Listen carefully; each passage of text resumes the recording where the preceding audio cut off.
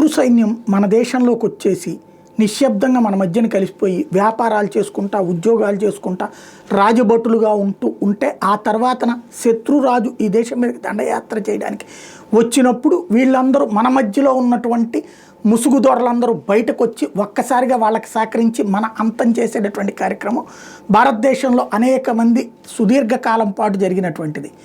ఇలాంటి వల్లనే భారతీయులు నష్టపోయింది ఏంటంటే శత్రువుల వల్ల కాదు, శత్రువులతో చేతులు కలిపినటువంటి స్వార్థపరులైనటువంటి మన వాళ్ళతో.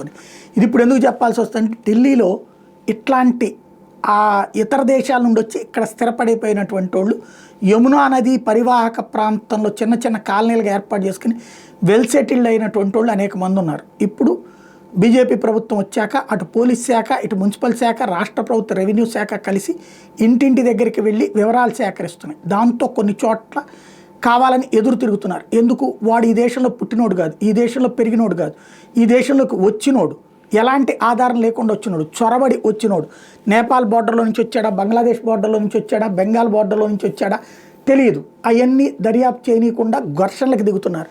ఈవెన్ జర్నలిస్టుల మీద కూడా దాడులకు దిగుతున్నారు. ఈవెన్ వాళ్ళతో దాడులు దిగుతున్న నేపథ్యంలో పోలీసుల ముందు ఆయా ప్రాంతాల్లో ఇళ్లల్లో అనుమానాస్పదంగా కనిపించే వ్యక్తుల ఇళ్లల్లో చూస్తే భారీ ఎత్తున ఆయుధాలు దొరుకుతున్నాయి. అవి తీసుకోబడి స్వాధీనం చేసుకోబోతుంటే వీళ్ళు గొడవలకు దిగుతున్నారు. ఇది ప్రస్తుతం ఢిల్లీలో జరుగుతున్నది. రాబోయే 2-3 రోజులు కూడా అయితే ఏ మీడియా కూడా దీన్ని హైలైట్ చేయకపోవడమే విశేషం.